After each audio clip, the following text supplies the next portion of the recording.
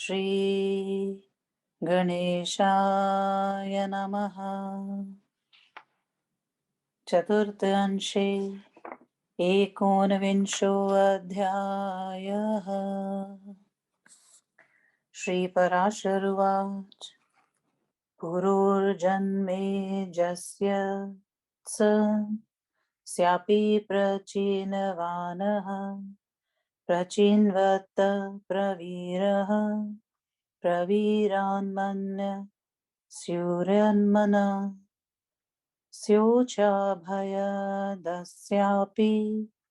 सुधुर्बुभो गता सत्स्यापि संयाति संयातेरहं याति स्तततो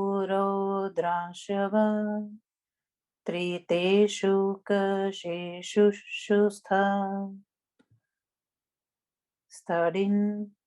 स्तडिन्लेषु कृतेषु जलेषु धर्मेषु धृतेषु स्थलेषु सन्नतेषु वनेषु नामानो रौद्राश्वस्य दश पुत्रा बभूवुस्त्रितेषोरः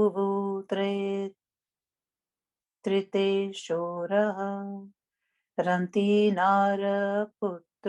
भूत सुमतिमप्रतिरथमा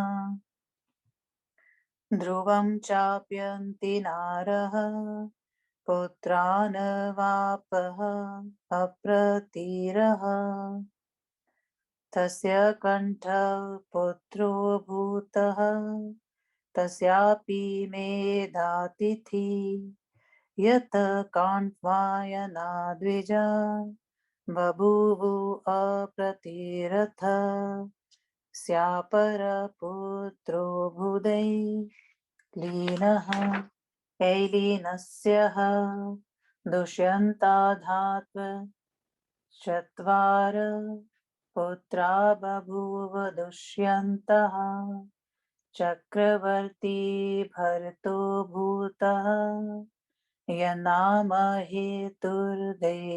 श्लोको गीयते मातामस्त्रा पितुपुत्रो येन जातः स एव स भरस्वः पुत्रं दुष्यन्तमावमम् मस्थाशकुन्तलामः ऋतोधापुत्रो नयति नरदेवयमक्ष्यात् त्वं चास्य धाता गर्भस्य सत्यमाशकुन्तला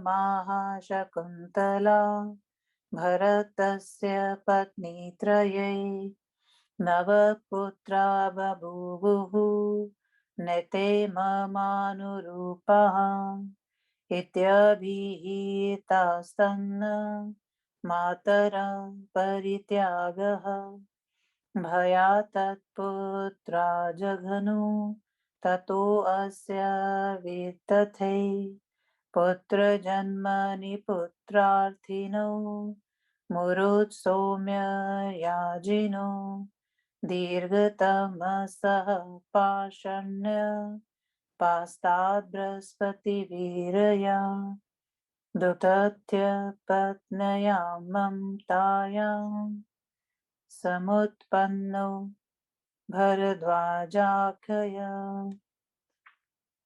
पुत्रो मोरोदे भरदत्त तस्यापि नाम निर्वचन श्लोक पठ्यते मूढे भरद्वाजमिमं भरद्वाजं बृहस्पति यातो यदुक्त्वा पितरो भरद्वाजः सतत्सत्त्व भरद्वाजः सतत्सत्त्वयं भरद्वाजस्य वितथे पुत्रजन्मनि मुरुदि भरदत्तस्य तस्ततो विथत संज्ञां वापः विथत्स्यापि मन्युः पुत्रो भवत बृहत् क्षत्रः महावीर्य नरगर्गा अभवन्मन्युपुत्रः नरस्य संकृति सदकृते गुरुप्रीतिरन्ति दैवौ गर्गाचिनी ततश्च गागर्याशैन्यायः शत्रुपीता द्विजातयो बभूव महावीर्याचः दुरुक्ष्यो नाम पुत्रो भवत तस्य त्रयारुणी पुष्करिण्यो कपिच्चः पुत्रयम्भूतः तच्चः पुत्रत्रियत यमपि पक्षाद्विप्रतामुपजगमानः बृहत् क्षत्रयस्य सुहोत्राद्वस्तिय इदं हस्तिनापुरमावास्यामास अजमीढद्विजमीढः पुरमीढास्त्रयो हस्ति नस्तन्याजमीढात् कण्ठव कण्वान् मेधातिथि यत काण्वायना द्विजा अजमीढस्यानय पुत्रो बृहदिषुः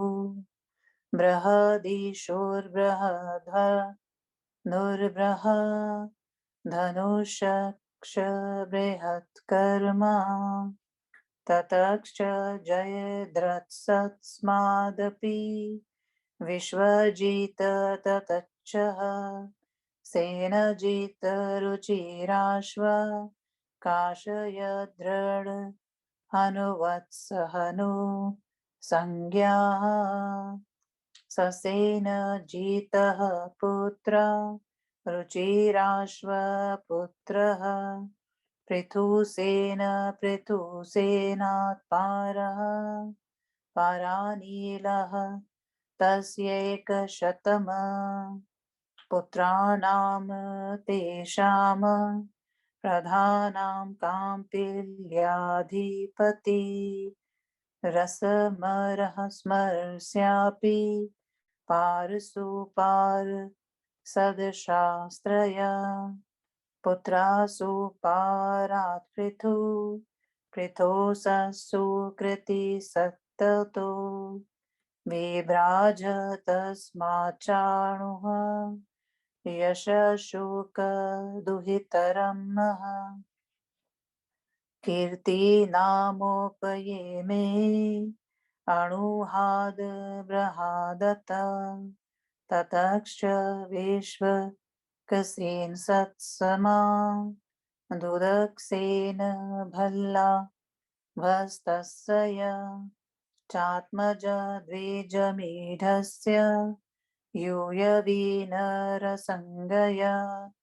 पुत्र तस्यापि धृतिमास्तस्माच्चः सत्यधृतिस्तत्त च दृढनेमिस्तसमाचः सोपार्शवस्तत्समो मतिसत्त च सन्नतिमानसन्नति मतकृत पुत्रो भूतः यं हिरण्यनाभो योगमध्यापयामासः यचक्षतुर्विशन्तिं प्राच्य साङ्गानामः संहिता चक्षकारः कृता चोग्रायुद्धः येन प्राचुर्येण निपक्ष्य कृतयः उग्रायुधात् क्षेमय क्षेम्यात् सुधीरस्तत्समाद्रिः पूजयस्तसमाचः बहुरथ इत्येते पौरवा अजमीढस्य नलिनी नाम पत्नी तस्यां नीलसंज्ञः पुत्रोऽभवत् तस्मादपि शान्तिं शान्ते सुशान्तिः स सुशान्ते पुरजय सत्समाच त्रिछः ततक्षहर्यश्वः तस्मान् मोदलः सृज्य बृहदिषूयवीनर काम्पील्यसंज्ञां पच्चानामेवः तेषां वेश्यानामः रक्षणायालमेतेः मत्पुत्रा इति पित्राभिहिताः पाञ्चालाः मृदुला च मौधल्या शत्रुपेताः द्विजाभ्यो द्विजात्यो बभूव मुधला बृहदचक्ष्व बृहदशाब्दिः वोदासोऽहल्या च मिथुन मभूत शरद्वत्तः चाहल्यायां शतानन्दो भवत शतानन्दा सत्यधृतिर्धनुर्वेदान्तो जज्ञे सत्यधृतेर्वरा सरं स्मुर्वंशीमदृष्ट्वा ऋतस्कन्धं शरस्तम्भे पपातः तच्च द्विधा गतं पत्य द्वयं कुमारकन्यया जाभवतो च मृग्यामो यातशान्तनु दृष्ट्वा कृपया जग्राहतत कुमारकृपकन्यया चाशस्थामो जननी कृपी द्रोणाचार्यस्य पत्न्य भवता देवोदासस्य पुत्रो मित्रायो च वेवनो नाम राजः शयवनात् सुदासः सुदासात् सुदासः सौदासात् सह देव सत्स्यापि सोमका जन्तुः पुत्रशज्येष्ठो भवत तेषां यवीयानः पृषता ध्रुपदा तस्माच्च दृष्ट धूम्रस्ततो दृष्टकेतु अजमीढ स्यायन्य त्रिचनामः पुत्रो भवत तस्य संवरण सवर्णात् कुरु य इदं धर्मक्षेत्रम् कुरुक्षेत्रं चकारः सुधनुर्जहु परीक्षयत् प्रमुखा कुरुपुत्रा बभूवुः सुधनुष पुत्सुहोत्र सत्समाच्यवनश्यवनातः कृतकतक्षोपरि चरो वसु बृहदर्थः प्रत्यग्रकुशाम्ब कुचेल मातस्य प्रमुखा वसु पुत्रा सप्ता जायन् बृहद्रथात् कुशाग्राद्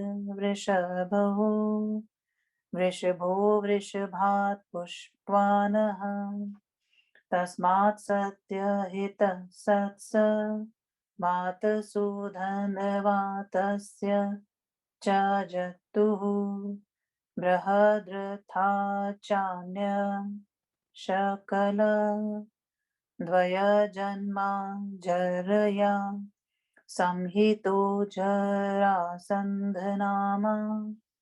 तस्मात् सः देवसस्सः देवात् सोमपस्तचक्ष श्रुतिश्रवा इत्येते मया मागधा भूपाला कथिताः। इति श्री विष्णु महापुराणे चतुर्थ अंशे एकोनविंशो अध्यायः। 19वां अध्याय हिंदी अनुवाद। पुरु वंश का वर्णन। श्री पराशर महर्षि ने कहा, पुरु के पुत्र जन्मेजय हुए, उनके पुत्र प्रचिनवान हुए, प्रचिनवान के पुत्र प्रवीर हुए और प्रवीर के पुत्र मनस्यु हुए, मनस्यु के पुत्र अभयपद हुए, अभयपद के पुत्र सुदु हुए, सुदु के बहुगत हुए और बहुगत के पुत्र सन्याति हुए, सन्याति के पुत्र अहयाति हुए, उनके पुत्र रुद्राश्व हुए, रुद्राश्व के 10 पुत्र हुए, त्रितेषु कचेक्षु स्तडिन्लेषु कृतेषु जलेषु धर्मेषु धृतेषु स्थलेषु संतेश और वनेषु। ऋतेषु के पुत्र अंतिनार हुए, अंतिनार के भी 3 पुत्र हुए, सुमति, अपृथिरथ और ध्रुव। अपृथिरथ के पुत्र कंठव हुए, उनके पुत्र मेधातिथि हुए, उनकी ही संतान कण्वायन ब्राह्मण हुए। अप्रतिरथ का दूसरे पुत्र एलीन हुए, एलीन के दुष्यंत आदि 4 पुत्र हुए। दुष्यंत के चक्रवर्ती पुत्र भरत हुए। भरत के नाम के विषय में देवों ने यह श्लोक गाया था, माता तो चमड़े की धौकिनी के समान है, पुत्र पर अधिकार तो पिता का ही होता है। हे दुष्यंत, अपने इस पुत्र का पालन करो, शकुंतला का अपमान मत करो।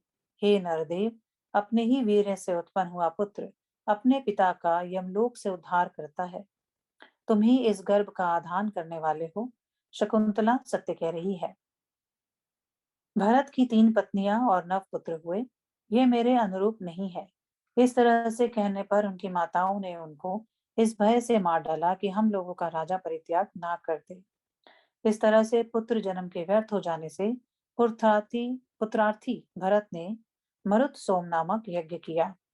उस यज्ञ के अंत में मरुदन ने उन्हें भरद्वाज नामक एक बालक को पुत्र रूप से प्रदान किया, जो पुत्रार्थी मरुत्सोम नामक यज्ञ करने वाले दीर्घतमा नामक मुनि के समक्ष व बृहस्पति के वीर्य से उथत्य की पत्नी ममता के गर्भ से उत्पन्न हुआ था। उसके भी नाम के निवर्चन के विषय में श्लोक पढ़ा जाता है। बृहस्पति ने ममता से कहा, हे मूढ़े, तुम इसका भरण पोषण करो, ये हम दोनों से उत्पन्न हुआ है। इस पर ममता ने बृहस्पति से कहा, हे बृहस्पति, तुम इसका भरण पोषण करो, ये हम दोनों से उत्पन्न है। इस तरह से विवाद करते हुए माता पिता के चले जाने के कारण उस बालक का नाम भरद्वाज हुआ। पुत्र जन्म के विफल हो जाने पर भरद्वाज को ही मरुदन ने उसे भरत को प्रदान किया था। अतएव उस बालक का नाम वितत हुआ। वितत का भी मन्यु नामक पुत्र हुआ। मन्यु के भरतक्षत्र, महावीर्य, नर तथा गर्ग आदि कई पुत्र हुए। नर के पुत्र संकृति हुए और संकृति के पुत्र गुरुप्रीति तथा करंती देव हुए। गर्ग के पुत्र शीनी हुए। शीनी से गागर्य तथा शैन्य नामक शत्रुपेद ब्राह्मण हुए। महावीर के पुत्र दुरक्षय हुए। दुरक्षय के 3 पुत्र हुए, त्रयारुणी, पुष्करिणय और कपि। बाद में वे तीनों पुत्र विप्र हो गए। बृहत्क्षत्र के पुत्र सुहोत्र हुए। सुहोत्र के पुत्र हस्ती हुए। उन्होंने ही हस्तिनापुर को बसाया। हस्ती के 3 पुत्र हुए, अजमीर, द्विजमीर तथा पूर्मीड। अजमीर के पुत्र कंठव हुए। कणव के पुत्र मेधातिथि हुए, उनसे कण्वायन ब्राह्मण हुए। अजमीर के दूसरे पुत्र बृहदिषु हुए। बृहदिषु के पुत्र बृहदहनु हुए। बृहदहनु के पुत्र बृहत्कर्मा थे। उनके पुत्र जयद्रथ थे और जयद्रथ के पुत्र विश्वाजित हुए। उनके पुत्र सेनजित हुए। सेनजित के पुत्रों के नाम रुचिराश्व, काश्य, दृढ़हनु और वत्सहनु थे। रुचिराश्व के पुत्र पृथुसेन हुए। पृथुसेन से पार हुए। पार के पुत्र नील हुए। नील के 100 पुत्रों में प्रधान काम्पिल्यादि पति समर थे। समर के भी 3 पुत्र हुए, पार, सुपार और सदश्व। सुपार के पुत्र पृथु हुए। पृथु के पुत्र सुकृति थे और उनके पुत्र विभ्राज हुए। विभ्राज के पुत्र अनु हुए, जिन्होंने शुक की पुत्री कीर्ति से विवाह किया। अनु के पुत्र का नाम ब्रह्मदत्त था। उनसे विश्वक्सेन हुए और उनके भी पुत्र उदकसेन हुए। उदकसेन के पुत्र बल्लाभ हुए। द्विजमीड़ के पुत्र का नाम यविनर हुआ। उनके पुत्र धृतिमान हुए। धृतिमान से सत्यधृति उत्पन्न हुए। उनसे दृढ़नेमि उत्पन्न हुए। उनसे सुपार्श पैदा हुए। उनसे सुमति उत्पन्न हुए और उनसे सन्नतिमान उत्पन्न हुए संतिमान उत्पन्न हुए। संतिमान के पुत्र कृत हुए। उनको हिरण्य नाम के योग की शिक्षा दी गई, जिन्होंने प्राच्य सामगों की 24 संहिताओं का निर्माण किया। कृत के पुत्र उग्रायु हुए। उन्होंने बहुत अधिक निपवंशीय क्षत्रियों का नाश किया। उग्रायुध के पुत्र शैम्य हुए। शैम्य के सुधीर, सुधीर के रिपुंजय और रिपुंजय के पुत्र बहुरथ हुए। ये सभी पुरुवंशीय थे। अजमेर की पत्नी का नाम नलिनी था। उसमें नील नामक अजमेर के पुत्र हुए। उनसे शांति हुए। शांति के पुत्र सुशांति हुए। सुशांति के पुत्र पुरुजय हुए और उनसे त्रिज उत्पन्न हुए। त्रिक्ष के पुत्र हर्यश्व हुए। हर्यश्व के मुदल, सृजय, बृहदिषु, यविनर तथा काम्पिलय नामक 5 पुत्र हुए। पिता ने कहा था कि मेरे ये 5 पुत्र ही मेरे आश्रित 5 देशों की रक्षा करने में समर्थ हैं, इसलिए वे पांचाल कहलाए। मुदल से मौदल्य नामक क्षेत्रों पे ब्राह्मण हुए। मुदल से बृहदश्व उत्पन्न हुए। बृहदश्व से दिवोदास नामक पुत्र तथा अहल्या नामक कन्या का जन्म हुआ। शतानंद से सत्यधृति हुए। वह धनुर्वेद में पारंगत थे। एक बार श्रेष्ठ अप्सरा उर्वशी को देखकर शतधृति का वीर्य स्खलित होकर शरस्तंभ सरकंडे के ऊपर गिरा। वह 2 भागों में विभक्त हो गया और उससे एक कुमार और एक कन्या का जन्म हुआ। उन दोनों को आखेट के लिए गए हुए राजा शांतनु दरियार्थ होकर लाए। उस कुमार का नाम कृप और कन्या कृपी हुई। वह अश्वत्थामा की माता तथा द्रोणाचार्य की पत्नी हुई। दिवोदास के पुत्र मित्रायु थे। मित्रायु के पुत्र चयवन नामक राजा हुए। चयवन के पुत्र सुदास थे। सुदास के पुत्र सौदास हुए। सौदास के पुत्र सहदेव हुए और उनके पुत्र सौमक हुए। सौमक के 100 पुत्रों में सबसे बड़े जंतु थे। उन सबों में सबसे छोटे प्रशत थे। प्रशत के पुत्र ध्रुपद हुए। ध्रुपद के पुत्र धृष्टधुम्न हुए। धृष्टधुम्न के पुत्र धृष्टकेतु थे। अजमेर के एक पुत्र का नाम त्रिश था। उनके पुत्र संवरण हुए। संवरण से कुरु उत्पन्न हुए। उन्होंने धर्म क्षेत्र कुरुक्षेत्र को बनाया। कुरु के पुत्र सुधनु, जहु, परीक्षित आदि हुए। सुधनु के पुत्र सुहोत्र हुए। उनसे चयवन उत्पन्न हुए। चयवन से कृतक उत्पन्न हुए। कृतक के पुत्र उपरिचर वसु हुए। उपरिचर वसु के 7 पुत्र हुए। बृहद्रथ, प्रत्यग्र, कुशाम्बु, कुचेल तथा मत्स्य आदि। इनमें बृहद्रथ के पुत्र कुशाग्र हुए। कुशाग्र के वृषभ हुए। वृषभ के पुत्र पुष्पवान हुए। पुष्पवान के पुत्र सत्यहित हुए। सत्यहित के सुधनवा और उनके पुत्र जतु हुए। बृहद्रथ का 2 भागों में विभक्त एक पुत्र हुआ। उसको जरा नामक राक्षसी ने जोड़ दिया। उसका नाम जरासंध हुआ। जरासंध के पुत्र सहदेव हुए। सहदेव के पुत्र सौमप हुए और उनके पुत्र श्रुति शवा हुए। इस तरह से मैंने मगध के राजाओं का वर्णन किया। इस तरह श्री विष्णु महापुराण के चतुर्थ अंश के 19वें अध्याय का शिव प्रसाद द्विवेदी श्रीधराचार्य कृत हिंदी अनुवाद संपूर्ण हुआ। ओ नमो भगवते वासुदेवाय।